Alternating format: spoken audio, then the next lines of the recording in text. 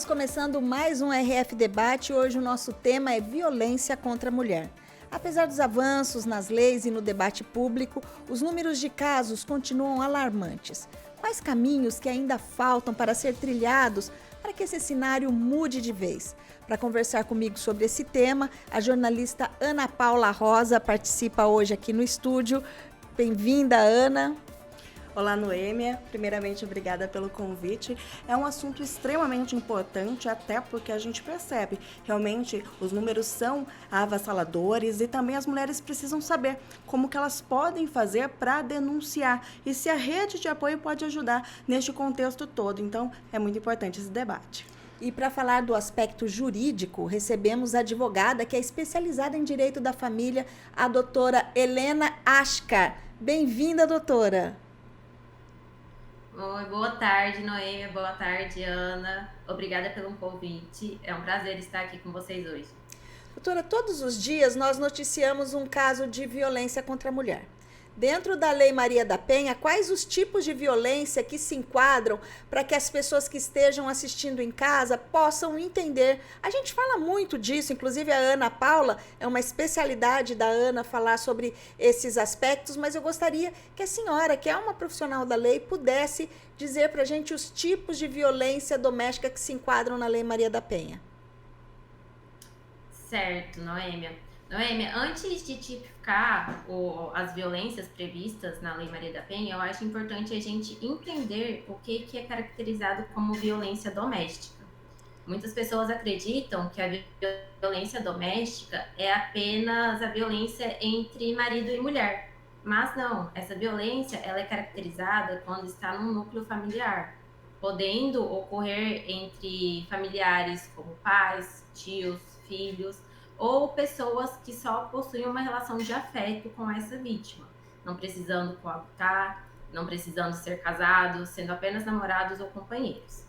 Agora, voltando para os tipos de violência doméstica, eu acho importante começarmos pela violência mais conhecida, que é a violência física, né?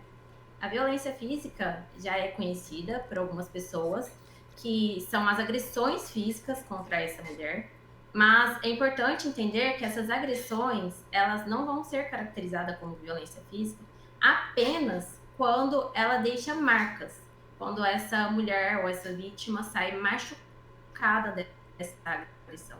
Essa violência, ela pode acontecer até com simples empurrões, com um aperto no braço dessa vítima mais forte. Esses tipos de violência também se enquadram na Lei Maria da Penha. Além disso, temos a violência psicológica hoje, que é uma violência muito falada. Essa violência, o agressor tenta prejudicar o emocional da vítima. Ele tenta diminuir a autoestima dessa vítima, para que essa vítima fique com uma dependência emocional dele, não consiga sair dessa situação, dessa relação de abuso, dessa relação tóxica. Nessa violência, normalmente ele utiliza de humilhações, de imposições, aquelas frases conhecidas, né? De você não presta para nada, ninguém vai te querer se não for eu. Imposições de você não vai sair com essa roupa é muito curta, você não pode conversar com essa pessoa, tenta te isolar da sua rede de apoio, te isolar do seu ciclo familiar, do seu ciclo de amigos, para gerar essa dependência. Além da violência psicológica, também temos a violência patrimonial, que são situações onde o agressor tenta se beneficiar financeiramente da sua situação de vulnerabilidade, pode ser tentando furtar seus bens, fazendo com que durante esse relacionamento você passe algo para ele, ou tentando te privar até dos bens em comum do casal. Isso acontece muito quando as mulheres entram no relacionamento e acabam ficando dependentes financeiras desses agressores, desse seu companheiro. Largam seus empregos e ficam dependentes deles até para uma compra de supermercado, para utilizar qualquer bem que seja do casal, um cartão de crédito, e ele começa a utilizar essas formas para te manipular, para te manter presa na relação. Além da violência patrimonial, a gente também tem a violência moral, que é quando esse agressor tenta denegrir a sua imagem para terceiras pessoas. Inventar coisas sobre você, coisas que são julgadas socialmente, como ela me traiu, ela fez isso, ela fez aquilo, ou até expor a sua intimidade para terceiras pessoas. E além da violência patrimonial, temos a última violência, que é a violência sexual, que as pessoas precisam entender que mesmo estando em um relacionamento, elas não são obrigadas a praticar atos sexuais se elas não estiverem dispostas a isso no dia, no momento. E a violência sexual acaba acontecendo muito até entre maridos e mulheres. São vários, né, esses casos de violência e muitas vezes a gente nem se percebe o tanto de coisa que pode acontecer, né, doutora? Geralmente as pessoas ficam só ali esperando acontecer a violência física propriamente dita, né? E você relatando aí, a violência não precisa só apanhar, ficar com o olho roxo, quebrar uma perna, não. Um empurrão, um puxão ali, um aperto também pode ser enquadrado como violência doméstica. Ana, pode? Isso, na verdade, eu tenho uma dúvida, acho que muita gente quer saber também, porque casos de violência têm sido contestados com acusações de alienação parental. Isso tem sido usado, doutora, como retaliação? Por exemplo, assim, tá fazendo isso porque o pai quer evitar o contato com o pai, não quer que o pai tenha convivência com essa criança. Então, esse tipo de coisa acontece? Sim, acontece sim, Ana. A gente até tem um projeto de lei em tramitação que visa revogar a lei da alienação parental por causa dessas situações, onde a lei é utilizada para fins que não são os legais, que não são os justos. Então, uma mãe que às vezes possui uma medida protetiva contra o pai, ele entra com uma alegação de alienação parental para reverter a guarda dessa criança, que normalmente está com a mãe, e assim poder utilizar essa criança para continuar perpetuando a situação de violência contra essa mulher. E como equilibrar, doutora, a proteção da mulher vítima de violência com a convivência com o agressor? Porque ele é agressor, ele está respondendo, só que continua sendo pai. É uma situação muito delicada, mas temos vários meios de garantir que a integridade física e psicológica da mulher seja assegurada e que a convivência desse genitor com o filho continue sendo exercida. Hoje, normalmente, quando a mulher possui uma medida protetiva, mas essa medida protetiva não se estende aos filhos, porque essa medida pode ser apenas para ela, e dependendo das situações de agressão, pode se estender para os filhos, quando o genitor ou esse agressor utiliza os filhos para violentá-la, batendo nessas crianças, o que também não é certo. Mas quando não se estende aos filhos, se estende apenas a ela, normalmente colocam uma terceira pessoa para intermediar. Então, o genitor vai visitar a criança de 15 em 15 dias. Vai ter uma terceira pessoa que vai pegar essa criança, vai levar até o encontro dele para que ele não mantenha contato com ela, e toda a comunicação que precisa ser feita sobre essa criança vai ser realizada através dessa terceira pessoa. Doutora, a violência psicológica está entre o rol das violências, né? A senhora até disse que ela se enquadra dentro da Lei Maria da Penha e pode ser configurado como violência. Eu queria que a senhora falasse sobre a medida protetiva no caso da violência psicológica, porque é muito comum quando você chega às vias de fato, né? Quando você realmente parte para agressão física e daí você tem que fazer um boletim de ocorrência. E para a medida protetiva, precisa ter um boletim de ocorrência? Não necessariamente precisa ter um boletim de ocorrência. Para essa vítima conseguir uma medida protetiva, ela pode recorrer a duas formas. Ela pode ir até a delegacia da mulher ou até uma delegacia normal. É aconselhável que vá até a delegacia da mulher pelo atendimento humanizado que eles possuem, treinamento específico para esses casos. Ela vai à delegacia, registra um boletim e pede as medidas. Dependendo do grau que estiver essa violência, do risco à integridade física e psicológica dessa mulher, a própria delegacia, o próprio delegado já pode impor essas medidas. Se não, ele envia essas medidas para o juiz competente e ele tem até 48 horas para analisar o requerimento e dizer se vai ser ou não colocada essa medida em favor dessa mulher. Além disso, essa mulher ela pode entrar com um processo judicial para pedir as medidas protetivas. Nesse caso, não é obrigatório que ela tenha um boletim de ocorrência. Nesse processo judicial, ela entra com pedido na vara criminal ou até mesmo dentro de um processo de divórcio. Hoje já é possível que ela solicite no processo de divórcio a imposição de uma medida protetiva. E para isso, para auxiliar essa mulher, ela precisa de um atendimento, né, doutora? Ela não pode chegar na justiça e dizer, eu preciso de uma medida protetiva. Isso tem que estar baseado, tem que ter um processo aí para entrar na justiça, né?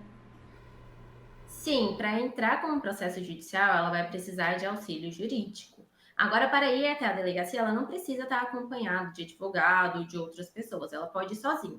É aconselhável sempre que uma pessoa em estado de vulnerabilidade, como uma vítima de violência doméstica, esteja acompanhada, se possível, de um advogado, mas ela pode realizar o boletim sozinha. Agora, na justiça, judicialmente, ela vai precisar de auxílio de um advogado.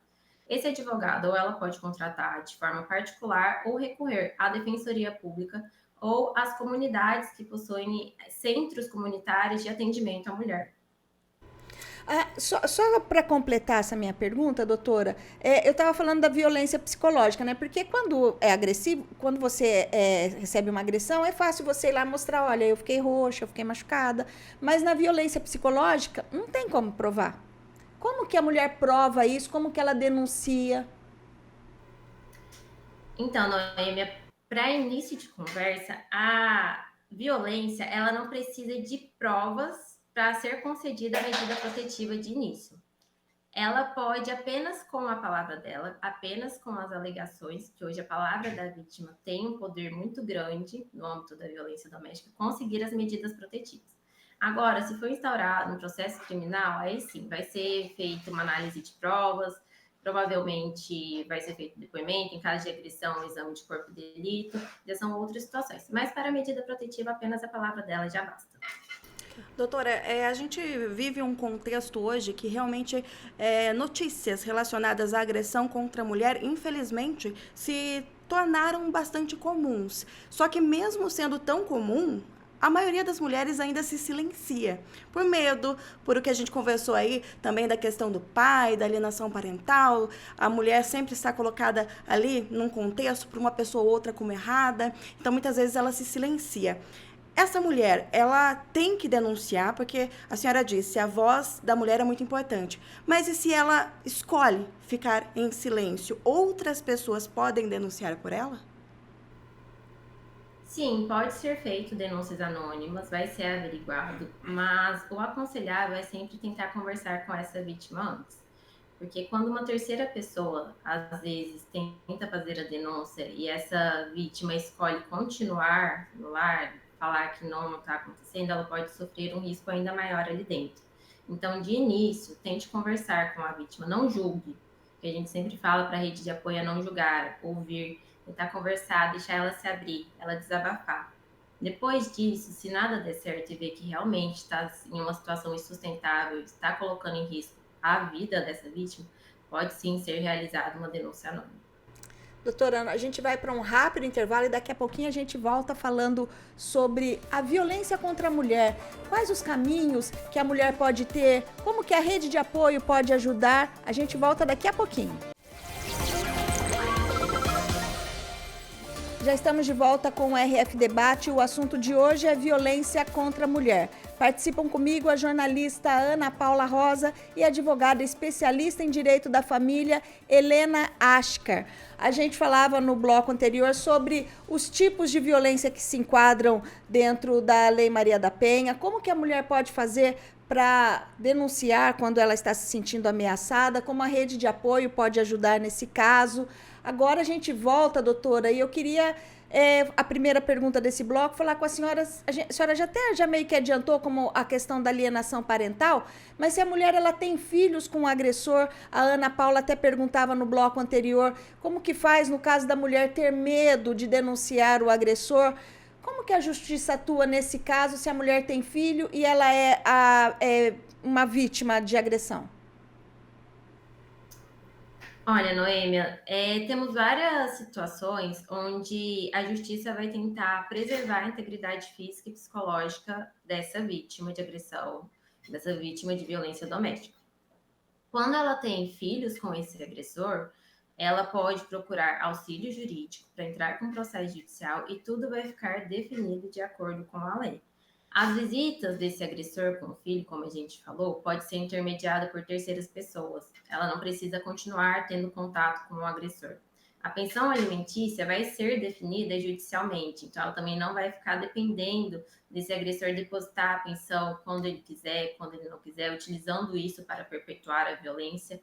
E em casos que essa vítima é dependente financeira dele, dependente econômica desse agressor, ela pode estar solicitando até mesmo uma pensão alimentícia para a própria mulher, além do filho, para a mulher, porque ela se vê nessa situação de vulnerabilidade.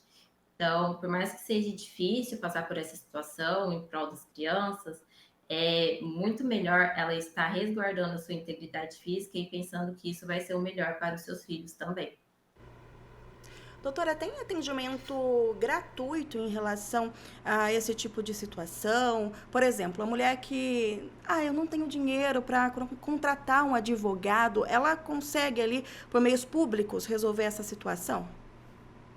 Consegue sim. Hoje, essa mulher que não tem condições de contratar um advogado particular pode estar recorrendo à Defensoria Pública. Defensoria Pública tem em todos os estados e até centros de atendimento e ajuda à mulher, que no estado de São Paulo, principalmente, temos vários que estão aí para ajudar realmente as mulheres em situações de vulnerabilidade. Doutora, todo dia a gente noticia casos de violência contra a mulher, de feminicídio. A gente sabe que a Lei Maria da Penha é uma conquista para que as mulheres possam ter um respaldo ali de se salvaguardar a vida dela, a vida dos filhos, mas nem sempre essa lei que protege, ela é eficaz. Existem muitas falhas e a gente noticia também essas falhas, que a mulher tem a medida protetiva e mesmo assim a medida não foi suficiente para que ela pudesse estar segura. Essas falhas que existem, essas falhas na aplicação, né? Essas falhas podem deixar de existir, elas podem mudar. O que precisa ser feito? Noemi, eu acho que é uma construção diária. Temos que entender que é uma lei nova, que é uma lei de 2006 apenas, que a gente tem vários casos onde as medidas protetivas não são cumpridas pelos agressores, mas se elas não são cumpridas, a mulher tem como recorrer, ligar para a polícia, esse agressor com descumprimento pode chegar a ser preso. Então, é uma construção diária mesmo. Está passando por muita evolução, a gente sai de uma sociedade muito patriarcal, que tinha uma cultura muito machista, está passando por mudanças. E o que a gente pode fazer para tentar melhorar perante a sociedade é sempre conscientizar todas as mulheres sobre os seus direitos. Conscientizar que elas podem estar recorrendo ao judiciário, por mais que em alguns casos a medida não seja cumprida, os relatos que a gente tem é que a maioria das vezes essa medida protege as mulheres. Então a gente não pode julgar o todo por alguns casos separados. É importante a gente dizer também, doutora, que quando a pessoa precisa ali da ajuda, por exemplo, da polícia, ela tem o respaldo aí do 190, que é a Polícia Militar, ou então pela Guarda Municipal, mas também tem o canal 180. Eu gostaria que a senhora falasse sobre isso também, porque o objetivo é que essa mulher seja ouvida, mas que o caso seja resolvido em meios policiais e de investigação também. Isso. O canal 180 ele é destinado exclusivamente para casos de violência doméstica. Então, caso uma mulher esteja passando por uma situação de violência doméstica, ela pode ligar, tem um atendimento humanizado, uma escuta mais ativa nesses casos, e logo uma viatura policial vai estar indo até ela. Aqui em São Paulo, a gente vê até as viaturas com o símbolo da delegacia da mulher, né, para caracterizar que eles estão ali para socorrer alguém. E logo eles vão tentar fazer o máximo para proteger essa mulher. Então, o 180 é um canal muito importante. Outro ponto importante que a gente pode destacar é que quando a mulher tem a medida protetiva, no estado de São Paulo, a gente também tem um aplicativo que chama SOS Mulher, que caso essa medida for descumprida, ela pode acionar a polícia por esse próprio aplicativo. E logo uma viatura vai até a casa dela. Doutora, a gente falou aí sobre a Lei Maria da Penha, né, que vai fazer 20 anos o ano que vem, mas que ainda é relativamente nova, então muitas coisas ainda, os avanços ainda estão acontecendo, mas como a senhora mesma ressaltou, ela é muito importante na proteção da mulher e por causa dela muitas mulheres deixaram de morrer, de perder a vida por causa da lei de proteção, da Lei Maria da Penha, né? Mas ainda existem obstáculos para que outras mulheres denunciem casos de violência. A senhora que trabalha com vara da família, que trabalha exatamente com esse setor, a senhora percebe isso, dificuldade de que as mulheres ainda façam essa denúncia? Sim, sim, existe muita dificuldade, principalmente nos casos onde essas vítimas possuem uma dependência, ou financeira ou emocional, desse companheiro, desse agressor. Então, o que a gente sempre indica para as mulheres que estão entrando em um relacionamento, primeiro, agressor não tem cara. Não tem como identificar um agressor antes de entrar na relação. Ele não tem uma personalidade específica, normalmente eles são muito gentis, essa violência ela é escalada, ela não vai começar direito com uma agressão física, começa ali com uma humilhação, com uma imposição e vai escalando até chegar a uma agressão física mais séria. Quando essa mulher entrar em qualquer situação, qualquer relacionamento amoroso, relacionamento de afeto, é indicado que ela não crie uma situação de dependência financeira, nem dependência financeira, nem dependência emocional. Que por mais que ela esteja em um relacionamento e esse marido ou esse companheiro chegue a pagar as contas de casa, que ela continue tendo a sua própria fonte de renda. Porque em uma situação de violência, ela tem como sair dali, ela não fica presa por essa dependência. E ainda a sua situação emocional, que ela não deixe de fazer suas coisas sozinha, não deixe sua rede de apoio, não abandone sua família e seus amigos só por causa desse relacionamento. Doutora, muitas mulheres, elas também acabam silenciando, que é algo bastante comum, por conta dos filhos. O que eu vou fazer se eu denunciar? Ele pode ter uma retaliação em relação à minha casa, aos meus filhos e tudo isso. Essa mulher, ela também tem dispositivos como, por exemplo, a Casa de Proteção à Mulher Vítima de Violência, tem também ali acesso a outros dispositivos além da medida protetiva. Em algumas regiões tem o botão do pânico também. São vários dispositivos à disposição desta mulher, inclusive uma casa que geralmente não tem ali o endereço divulgado, mas que pode proteger essa mulher também juntamente com seus filhos, né? Isso é garantido. Sim, sim, ela tem essas garantias. O que eu acho importante a gente colocar aqui também é que tem um projeto de lei em análise que para incluir outro tipo de violência na Lei Maria da Penha, que seria a violência vicária, que é realmente essa violência indireta, onde o agressor utiliza o filho para tentar perpetuar essa relação, essa situação de violência contra a mulher. Então, as leis estão se modificando, estão se atualizando para tentar proteger as mulheres cada vez mais. Em vários estados, a gente tem essas casas de atendimento, onde ela pode ir com o seu filho e ficar resguardada nesse momento de vulnerabilidade. Doutora, falamos tanta coisa aqui e o tempo nosso está se esgotando. Eu queria saber da senhora o que não falamos que é importante deixar aqui, assim, registrado para que as mulheres possam conhecer, saber um pouco mais ou procurar um pouco mais de informação a respeito. Noêmia, eu acho que o mais importante para a gente colocar para todas as mulheres é que conhecimento é poder. Então, conhecer sobre os seus direitos, saber sobre o que você está passando, tentar entender toda a situação é muito importante. A sua rede de apoio também é muito importante. Então, não abandone sua rede de apoio quando você entrar em uma relação. Busque conhecer os seus direitos, busque entender se a relação que você está vivendo é saudável ou não. Às vezes a gente está ali para proteger nossos filhos, mas a criança ela precisa crescer e viver em um lugar saudável, em uma residência saudável.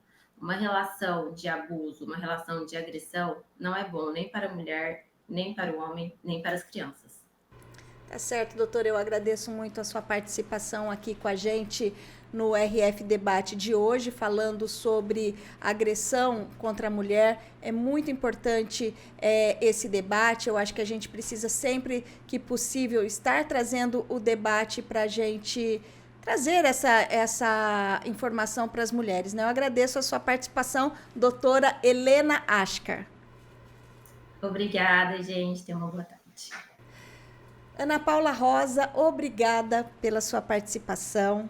É um tema muito importante. Obrigada pela sua sugestão para a gente trazer esse tema, porque assim, é um tema sobre violência, mas que a gente tem que ter uma sensibilidade para trazer esse tema, né? Com certeza, e fica também, Noêmia, a dica, né? Se você tem uma pessoa em casa vítima de violência, converse com ela, faça com que ela formalize, que ela represente contra este agressor. Muitas mulheres acabam não representando, o caso não vai à frente, ele não é preso e a agressão volta a acontecer. E é importante também essa empatia e o acolhimento das mulheres, né? Para que elas também possam se ajudar nesse momento, né? Nesta luta, né? Diz que 180, 190 também, Polícia Militar, é importante ter a medida protetiva, porque com a medida protetiva, o agressor é preso. Sem ela, ele pode não ser. Com certeza. E pode ter uma consequência maior, né? Com certeza. E a violência contra a mulher não escolhe classe social, é importante a gente dizer isso, não escolhe idade e nem religião. Está mais perto do que a gente imagina. Você que está todo dia reportando os casos, você sabe bem disso, está muito mais perto do que a gente imagina. Por isso é essencial quebrar o silêncio, reconhecer os sinais e apoiar as vítimas, porque como a Ana Paula diz, informação salva vidas. O RF Debate fica por aqui. Eu agradeço a sua audiência. Até a próxima. Ana, até a próxima. Tchau, tchau. Até mais. Aí.